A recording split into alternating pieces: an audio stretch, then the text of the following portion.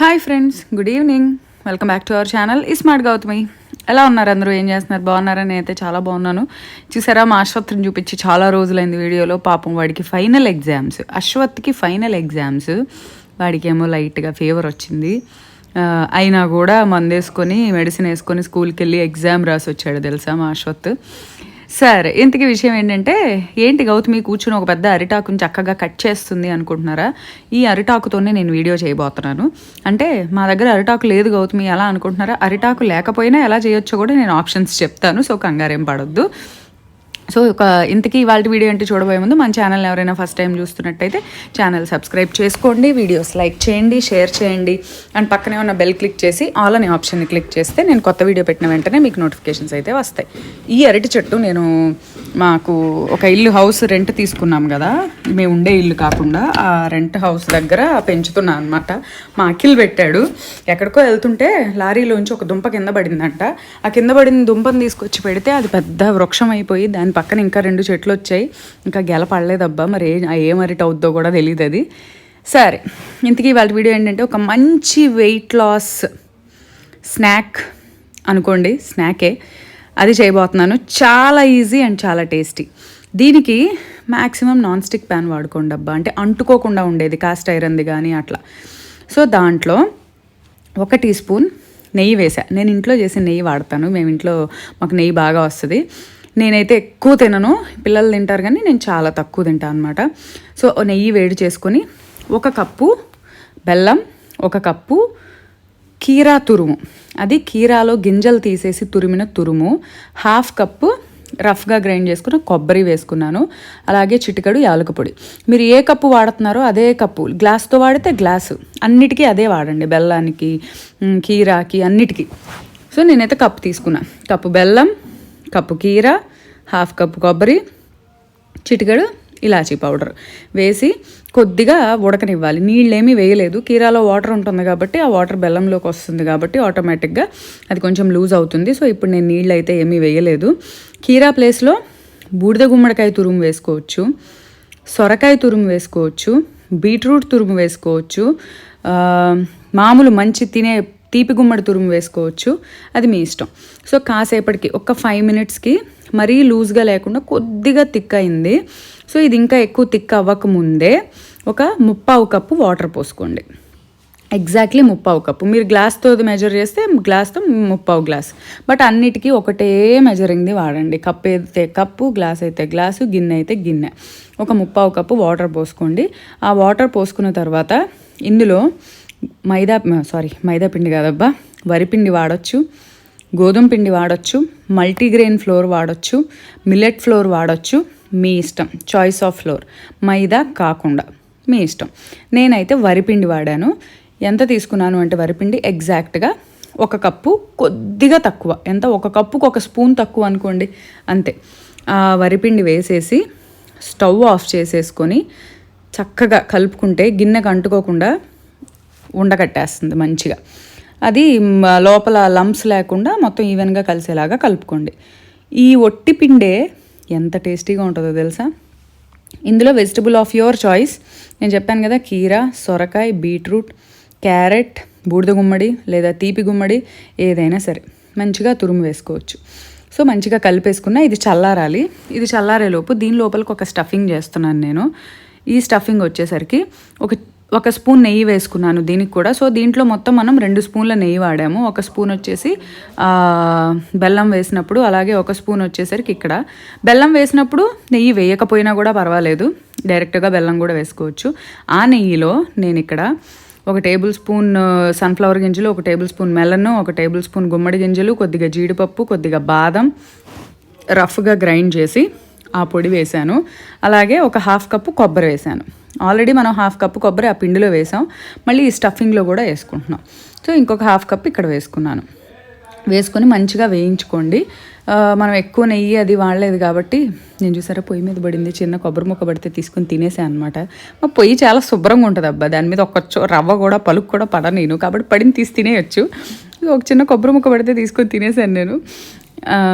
ఇప్పుడైతే మంచిగా వేయించుకొని స్టవ్ ఆఫ్ చేసేసుకోండి, లేదంటే మళ్ళీ మాడిపోయే ఛాన్స్ ఉంది. మాడకూడదు, మాడితే బాగోదు టేస్ట్. సో ఇంకొంచెం లేదా కంప్లీట్ లో ఫ్లేమ్లో పెట్టుకొని ఒక క్యారెట్ని తురుముకున్నాను. ఆ క్యారెట్ తురుము కూడా ఇందులో వేసేసుకోండి. సో ఇది వచ్చేసరికి మనం మధ్యలో స్టఫింగ్ లాగా వాడుకుంటాం. ఆ క్యారెట్ తురుము వేసి కూడా దానిలోంచి కొంచెం తీసుకున్నా. ఏదైనా చేసేటప్పుడు, వంట చేసేటప్పుడు మనమే కదబ్బా టేస్ట్ చూసేది, అవి తీసేదాన్ని. సో ఇందులో క్యారెట్ తురుము కూడా వేసుకొని చక్కగా వేయించేసుకొని పక్కన పెట్టేసుకోండి.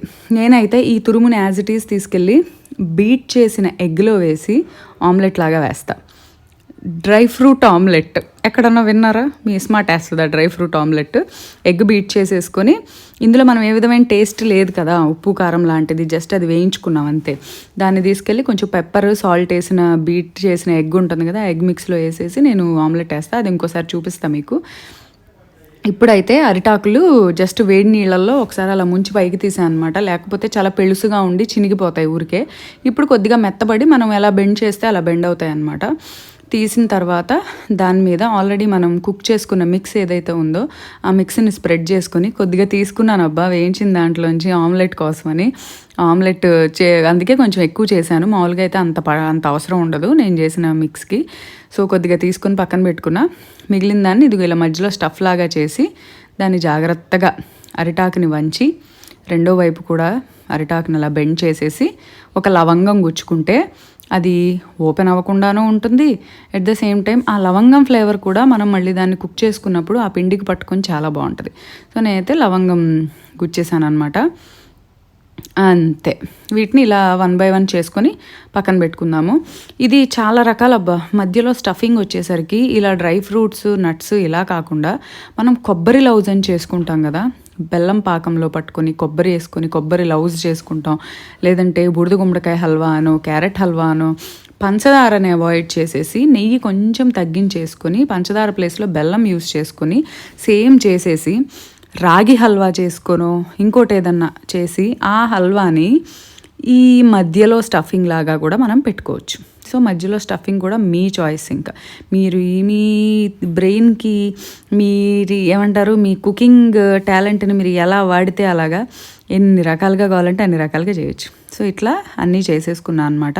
చేసుకున్న తర్వాత ఆల్రెడీ నేను ఇడ్లీ పాత్ర పొయ్యి మీద పెట్టుకొని నీళ్లు పెట్టి ఉంచాను ఆవిరి రావడం కోసం. సో మంచిగా ఆవిరి వచ్చింది అనుకున్నప్పుడు ఇడ్లీ ప్లేట్స్ పెట్టేసుకొని దాంట్లో ఆల్రెడీ మనం ఈ చేసి పెట్టుకున్నవి ఉన్నాయి కదా, ఇవి 1 by 1 ఒకదాని మీద ఒకటి పెట్టేసుకొని ఒక 10 to 15 minutes ఆవిరి మీద ఉడికించుకోండి. 10 నుంచి 15 నిమిషాలు. అప్పుడు మనకు అవి మరీ విరిగిపోకుండా కొంచెం కరెక్ట్గా కుడుముల్లాగా వస్తాయన్నమాట. అంతే.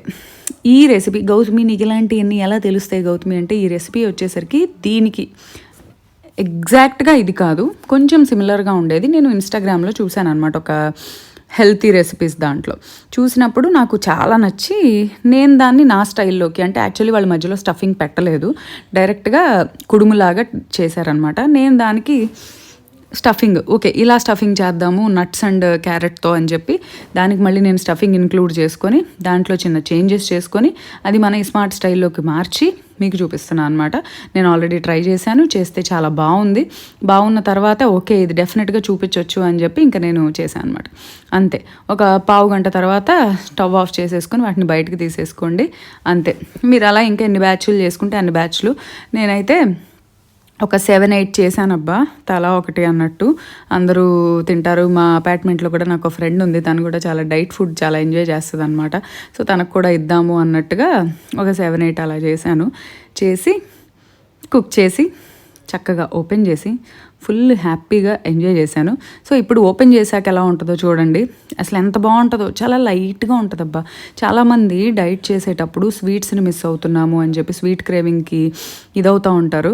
అలాంటప్పుడు ఇలాంటి హెల్దీ రెసిపీస్ చేసుకుంటే స్వీట్ తిన్న ఫీలింగ్ వస్తుంది, స్వీట్ని మిస్ అయిన ఇది రాదు. ఎట్ ద సేమ్ టైం అమ్మో మనం స్వీట్ తినేసాము బరువు పెరిగిపోతామేమో అన్న భయము ఉండదు, ధీమాగా స్వీట్ తినేయచ్చు. నేనైతే అందులో పెడుతుండగానే ఒకటి తీసుకెళ్ళిపోయింది అనమాట భవిష్య వచ్చి. చక్కగా బనానా లీఫ్లో పెట్టి కుక్ చేసాం కదా, ఆ బనానా లీఫ్కున్న వాసన ఉంటుంది, అది కూడా పట్టుకొని భలే ఉంటుంది. బనానా లీఫ్ లేకపోతే టేక్ ఆకులు, బాదం ఆకులు, కదంబం చెట్టు ఆకులు ఉంటాయి, అవి కానివ్వండి పెద్దగా ఉండే, లేదంటే ఇస్త్రాకులు మామూలుగా మనకు దొరుకుతాయే ఆ ఇస్త్రాకులు ఆకులు కానీ, లేదంటే నార్మల్ కుడుములాగా చేసుకొని ప్లేట్లో పెట్టుకొని ఇడ్లీ పాత్రలో కుడుము టైప్లో చేసేసుకొని తినండి. అంతే. ఏమీ ఉండదబ్బా. ఇక పెద్ద కష్టమే ఉండదు. ఆలోచిస్తే ఏదో ఒకటి దొరకకుండా ఉండదు మనకి మార్గం. ఎంత బాగుందో, ఎంత లైట్గా ఉందో నాకు ఆల్రెడీ తెలుసు ఇది ఎలా ఉందో. నేను చేశాకే, వన్స్ చేసి తిన్నాకే ఇది సెకండ్ టైం నేను చేయడం. బట్ తినేటప్పుడు మీకు కూడా చూపిద్దామని చెప్పి లోపల ఎలా వస్తుందో అని చెప్పి చూపించాను అనమాట. అసలు ఎంత యమ్మీ ఉంటుందో, ఎంత అసలు ఒక మైల్డ్ ఫ్లేవరు, చాలా లైట్గా, చాలా హాయిగా అనిపిస్తుంది తింటుంటే. సో డెఫినెట్గా ఈ వీడియో మీకైతే నచ్చింది అనుకుంటున్నాను.